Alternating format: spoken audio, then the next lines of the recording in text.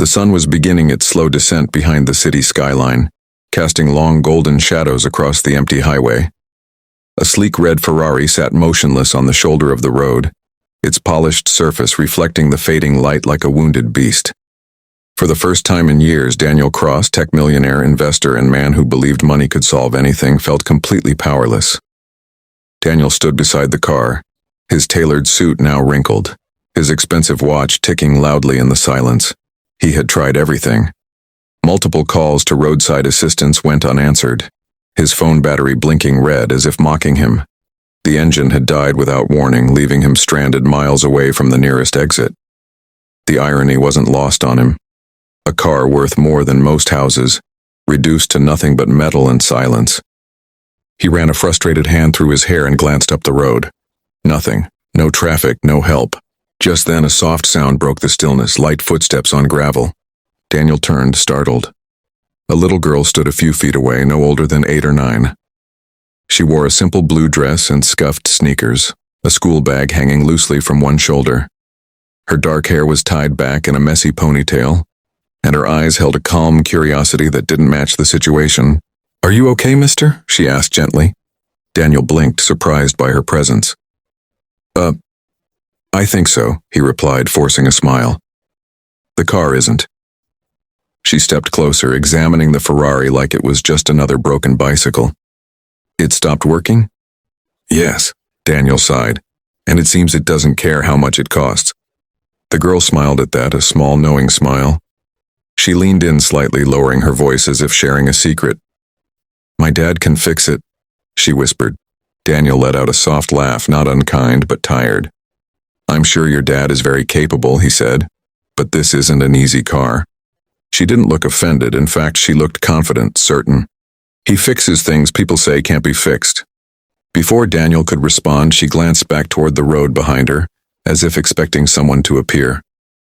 The breeze rustled the dry grass, and for the first time that evening, Daniel felt something unfamiliar stir inside him.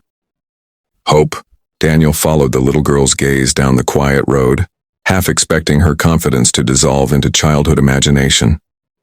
Instead, a figure slowly emerged from behind a line of roadside trees.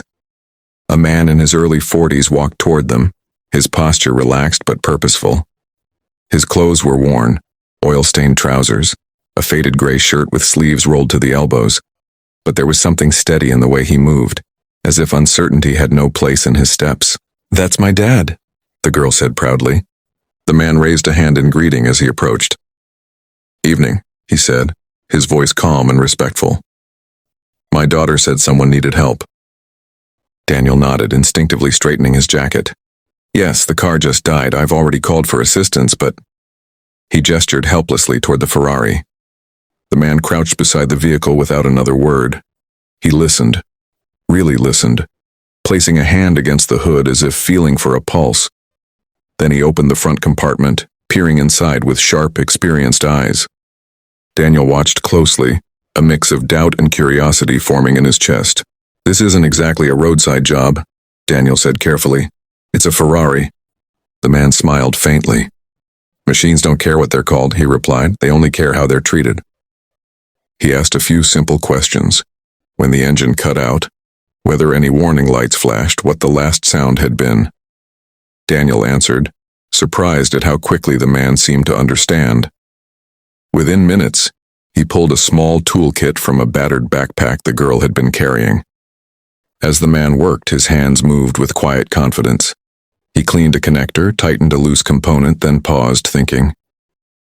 The girl sat on the curb, swinging her legs, completely at ease. Daniel felt something shift. He was used to authority. Boardrooms, contracts, experts who charged thousands just to speak.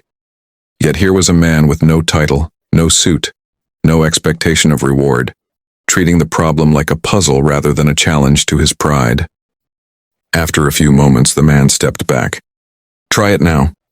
Daniel hesitated, then climbed into the driver's seat. He turned the key. The engine roared to life. Daniel's breath caught. He stepped out slowly, staring at the car as if it had betrayed his assumptions. The man wiped his hands on a rag, already turning away. "My dad told you," the little girl said softly, smiling up at Daniel.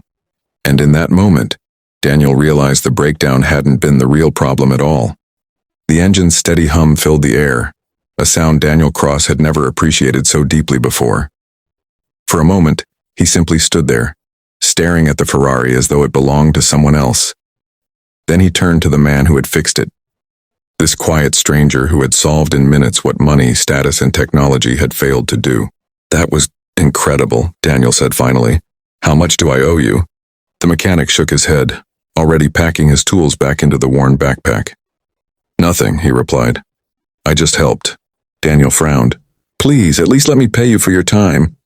The man looked at his daughter, then back at Daniel. "If you really want to repay me," he said gently, "remember this moment." The words landed heavier than any invoice ever had. The little girl stepped forward, holding out her hand. "My name's Amina," she said brightly. Daniel smiled and shook it. "Daniel, thank you for not giving up on my car." She giggled. "I told you my dad could fix it."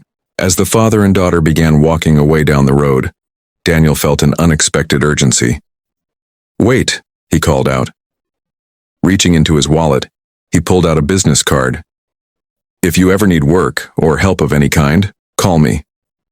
The man accepted the card politely but didn't look at it right away. "I will," he said, "but only if I truly need it." They nodded goodbye and disappeared into the evening light, their figures growing smaller until they blended into the quiet road.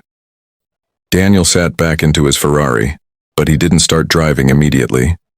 Instead, he rested his hands on the steering wheel and exhaled slowly. For years, he had measured people by titles, success by numbers, and solutions by price tags. Yet the most important lesson he had learned that day came from a child's whisper and a man who asked for nothing in return. When Daniel finally drove away, the road felt different, not because the car was fixed, but because something inside him was. Weeks later, a small mechanic shop on the edge of the city received an unexpected surge of business after a quiet investment transformed it into a thriving workplace.